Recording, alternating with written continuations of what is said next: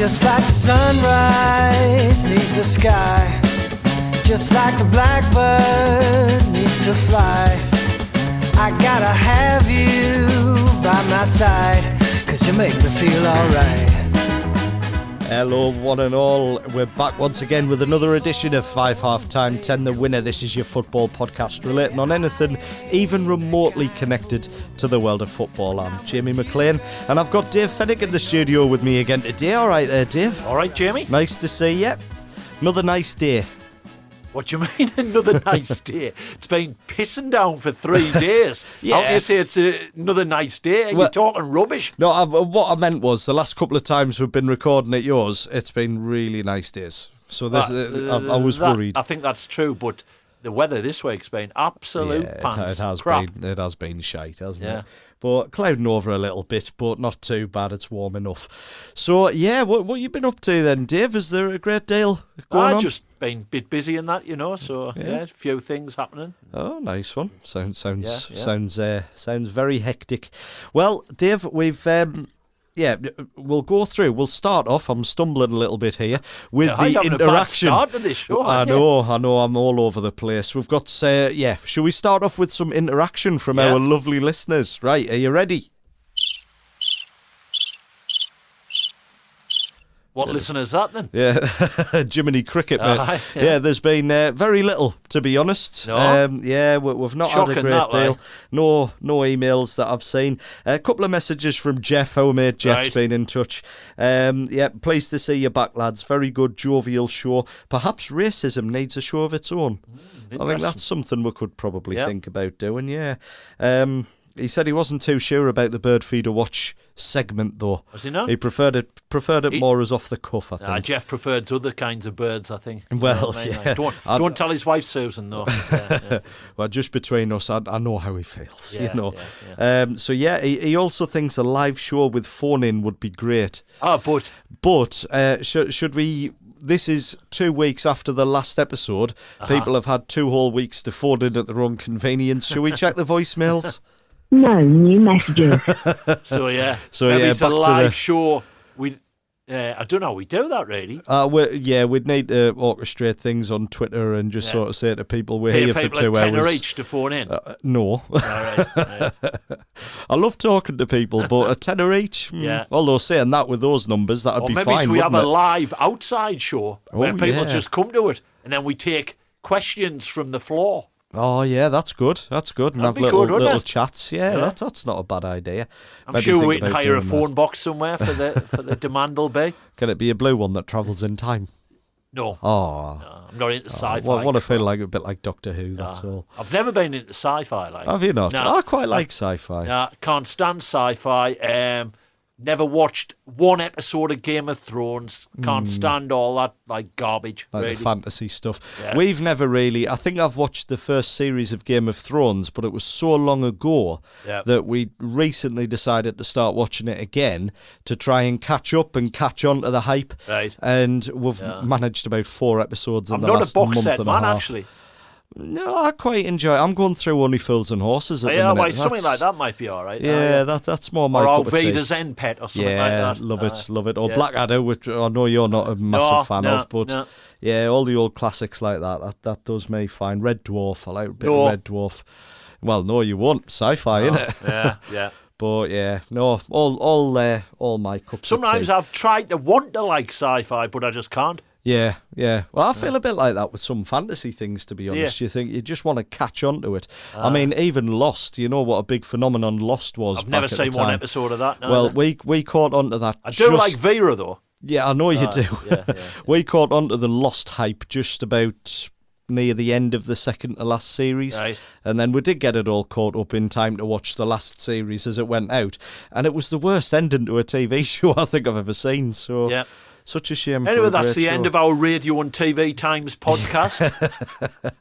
There's the new jingle to record for next time. Maybe people will phone in more if we start talking about television programmes. Well, maybe. I mean, what do you think? Do you like Game of Thrones? Let us know. We're up for talking about anything, really, aren't we? I thought it was just anything football based. Well, yeah, but I mean, if people want to ring in and sort of tell us that we're stupid for not watching Game of Thrones, I can take that. Okay. That's fine. But now our friend Dave down in Leeds, just an hour and a half away, Marcelo Bielsa. All right. We mentioned him obviously on the last episode, briefly, fleetingly, because the episode about Spygate had charted in South America and Central America. I got that a bit wrong. There's the apology and clarification. Right. He sort of, just after we recorded that last episode, made the news again, didn't he? Yep. Leeds United against Aston Villa. I know he's a little bit in the past now, but I do want to get your thoughts on it because we've not really chatted about this face-to-face since it happened. So basically, for anyone who's forgotten, Aston Villa's Jonathan Kodjia went down injured. Leeds played on, scored a goal, and there was hell on. There was arguments on the pitch, and Marcelo Bielsa told his Leeds players to allow Aston Villa to equalise straight away. And everyone, apart from, I think it was Janssen in Leeds' defence, cottoned onto that. Janssen still played on, didn't he? Yeah, he made a fist of trying to clear it, but So what's your thinking about that whole situation, Dave, with the sportsmanship behind it? What do you think? Well, I think sort of it sets a dangerous precedent, because if it's a head injury, am I right in thinking the game stops? Yes. So how did they know if Jonathan Kodjia was a head injury or a leg injury? Yeah. Well, I mean, that's the thing. I think Villa were trying to play on the sort of the unwritten rule of when a player goes down, you kick the ball out. Yeah. But the rules have been changed to not have to interpret that any more than you do interpret the rules anyway, but there is a rule there for it now, right? In that you play to the whistle. Yeah. The referee will stop if it's a major injury or a head injury. Yeah. If the ref doesn't blow, the rule is now you're supposed to play on. I just wonder how, if someone goes down, how did they know if it's a head injury? He might not be holding his head, but it still could be a head injury, couldn't it? It could be. I mean, so it's still, I think you're that sort of needs thinking looking at. play but safe I first. think what I saw, Leeds thought about kicking the ball out because as they just broke over the halfway line, they seemed to stop. And it looked like they were going to kick the ball out. Yeah. But then they didn't, carried on and scored. Yeah. So I think Bielsa's probably done well, really, to let Villa go up the other end and score. Such an important game as well. A failure to win would have meant Leeds would not be going up automatically. Was it that important though, the way things had panned out with Sheffield United and Norwich? So in hindsight, I don't think it would have changed anything. I think had there been more resting on it, he might not have done that. But we'll never know. Yeah, I suppose if they were sort of neck and neck with Sheffield United or something, maybe. Yeah. But I mean, Sheffield United and Norwich were going up anyway. Oh yeah, deservedly so. They've been excellent this season. But I mean, the thing is, the goal that Leeds scored, to the letter, was a perfectly good goal. Yeah. They did nothing wrong. Yeah. They, yes, all right, you've got the unwritten rule, the sportsmanship, kick it out if a player's injured. Teams don't have to. We've both seen countless times teams playing on. Yeah. And it's not as if Aston Villa stopped altogether. They were trying to tackle. Yeah. The goalkeeper dived to try and make the save. It was a perfectly good goal. I think they did stop, though, at that time when Leeds just crept over the halfway and maybe just looked for that like second, they were going to put it out. But yeah. But no, I mean, it was a perfectly good goal, and I think Bielsa doing that, I think big fair play to him. I think that was very sportsmanlike of him. Would he have done it had he not been done for or his staff been done for Spygate earlier on the season? That's exactly what I was about to ask you. Was that a case of doing some repairs to the authorities sort of reputation do you think that could have had roots there? Could have been. I mean, we'll never know, will we? Well, but no. Did you say the League One vital game last Saturday with Plymouth and Scunthorpe? I didn't. Right. So what happens here? I mean, it was vital. In the end, both teams went down. But the Plymouth goalkeeper, somebody's down injured. He goes to throw the ball out. I don't know why he didn't just kick it out. Yeah. Throws it out towards level with his 18-yard box to the sideline. Josh Morris, got me Josh Morris. Josh Morris, yeah. The Scunthorpe winger keeps the ball in play and then chips the keeper into the net and scores. Right. Oh, God. So not very sportsmanlike was that. No, I mean, the thing is with sportsmanship, yes, we want to see you've got the whole role model thing, play the sport in the nature of sport, a game, enjoy it. But, I mean, how much do these players deserve to be vilified if they're not even necessarily being a bad sport, but not following the general guidelines of sportsmanship? Look, I just think footballers, a lot of them, will cheat to try and gain any advantage.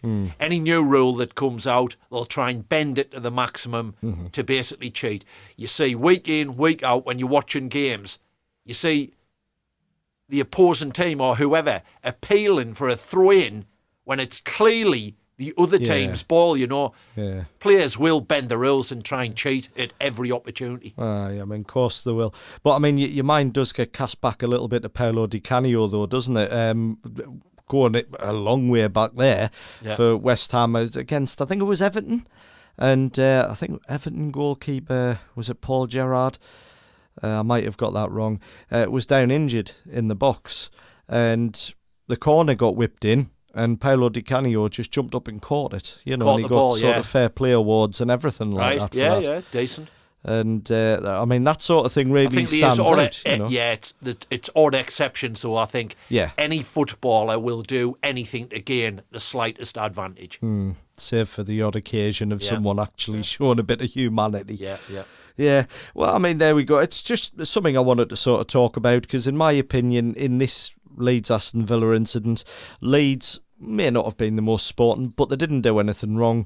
The goal was a perfectly good goal, and I think Bielsa allowing Villa to score again was a real show of sportsmanship, but I don't know I would have done the same thing if I'm being totally honest.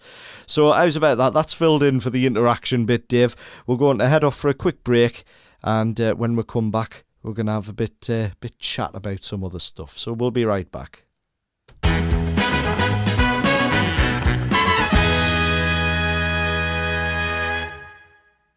So welcome back to 5 half-time 10 the winner. Now, Dave, the main topic this week, it couldn't be anything else really, could it? After the last few nights of amazing football we've been seeing, 2 All-English European Cup finals. I mean, that's unprecedented for England, isn't it? Yeah, it's been mental, isn't it, the games? I mean, you couldn't believe what you were watching, Liverpool-Barcelona, could you? No, I know, 4-0. 4-0.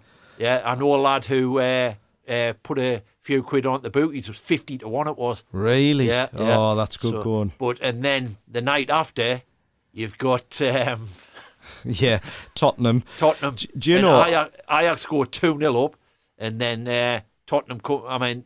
That was amazing, you know what I mean? Yeah, really both was. Games, what was your take on Liverpool-Barcelona? Did you see that coming or not? I saw the possibility of it coming just because it's Liverpool in Europe. Barcelona have thrown big leads away in recent seasons.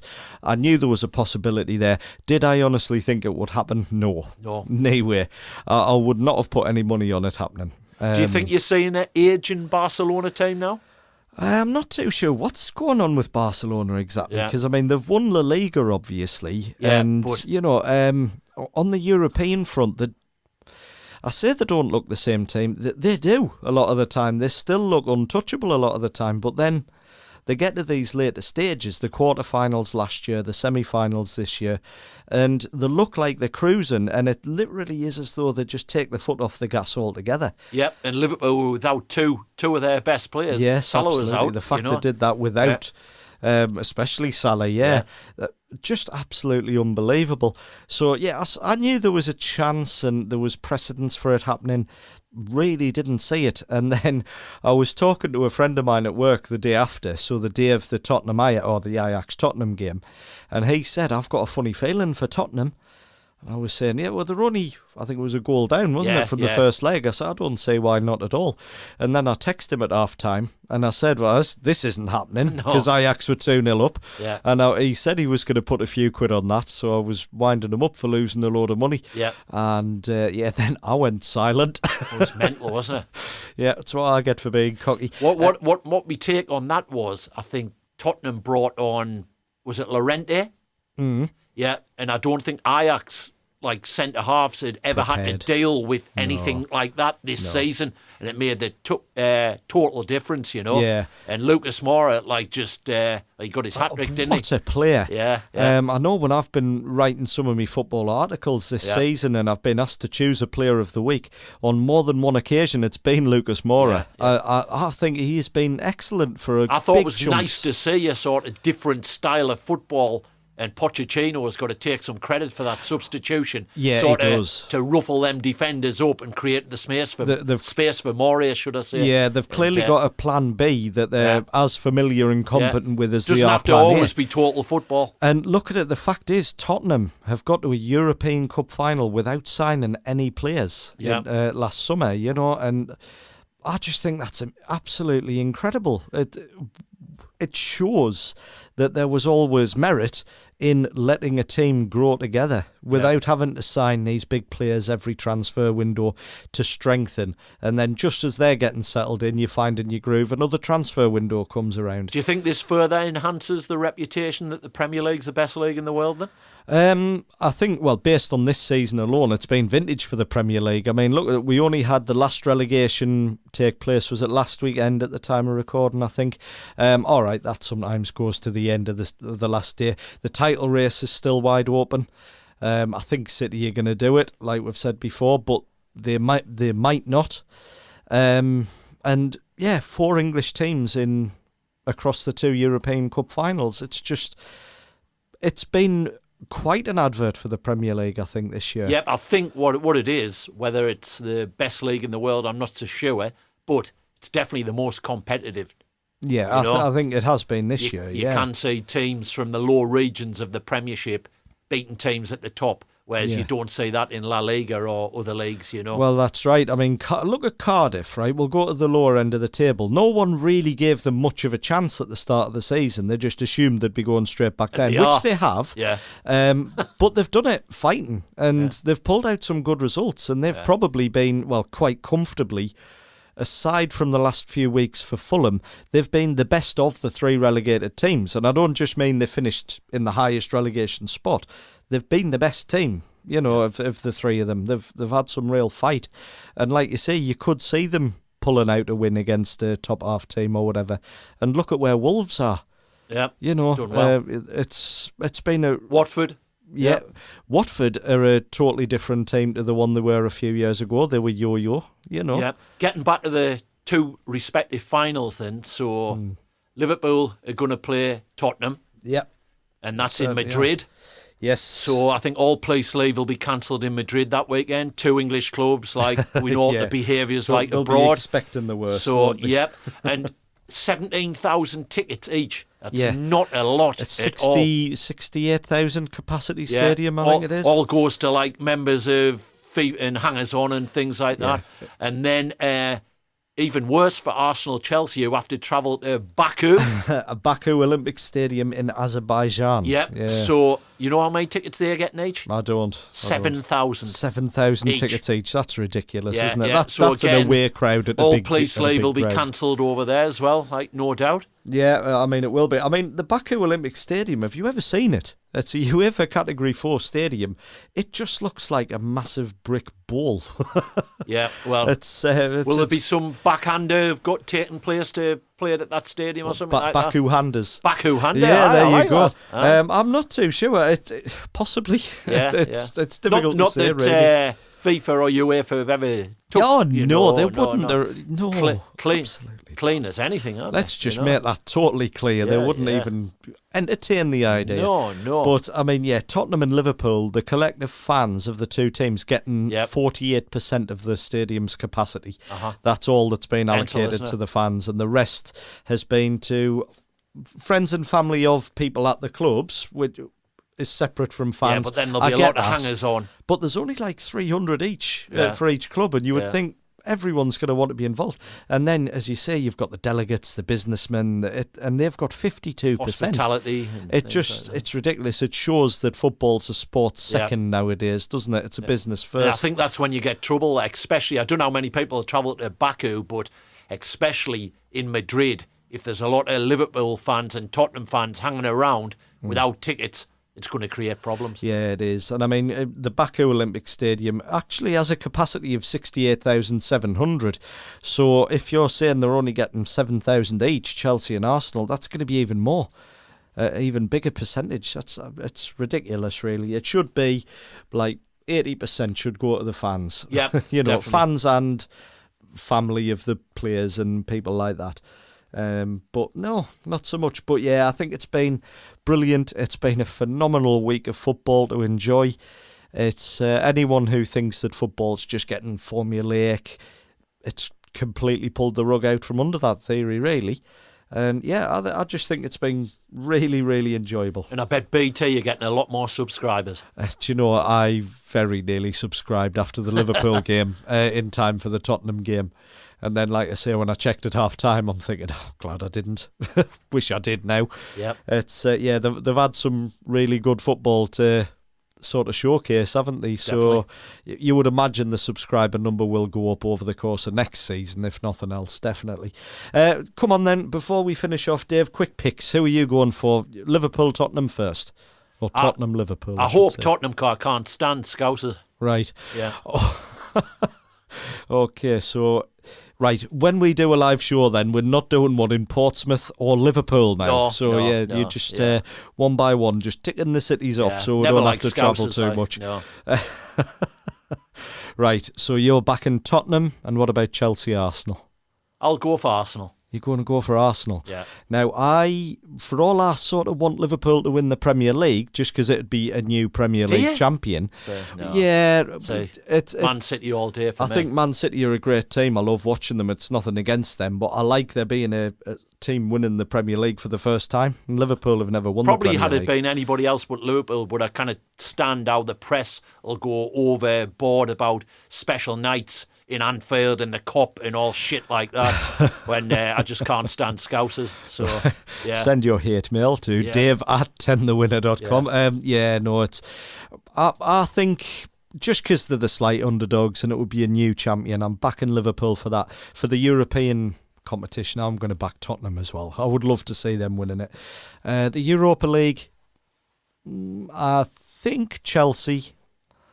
I would probably prefer Arsenal, though, just because I think Unai Emery has stepped into some big shoes in Arsene Wenger's boots, and he's just, been a breath of fresh air at the club, really. I think the fans have really taken to him, and it would be nice for him to deliver a bit of silverware in his first season there. So there you go.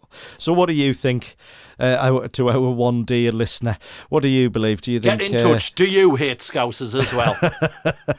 Or indeed Portsmouth, following on, because we never got any feedback on that, did we? No. So get in touch. We're on Twitter. We're at WinnerPod. You can email us, show@10thewinner.com, though I will say we're still having issues with that. So if there have been emails come in, they haven't reached me. So I'm going to have to chase things up. And remember to check out 10thewinner.com. That's got all our episodes as they go live. You can leave your comments or get in touch with us through that as well. And look out for us selling tickets for that phone-in live outside broadcast at phone boxes near you. Yes, that's right. We'll just leave a card in the phone boxes, then, we're laughing then. Yeah. And we've got perhaps a couple of other things in the pipeline relating to the 5 half-time 10 the Winner universe. Yes, I've spoken to you about this before, yes. Okay. And so do keep in touch. Subscribe on Apple Podcasts or your chosen podcast device. Rate and review. It's all free of charge. And if you can rate and review, that does just allow potential new listeners who are looking for a new football podcast, just makes us that little bit more visible. We need to get up the charts in this country, I think, Dave, so we can try and get some more listeners. So yeah, I think we'll leave it there, though. Yep. We've covered quite enough. We've taken up enough of your time. Thank you for listening, and we'll see you when we come back in a couple of weeks.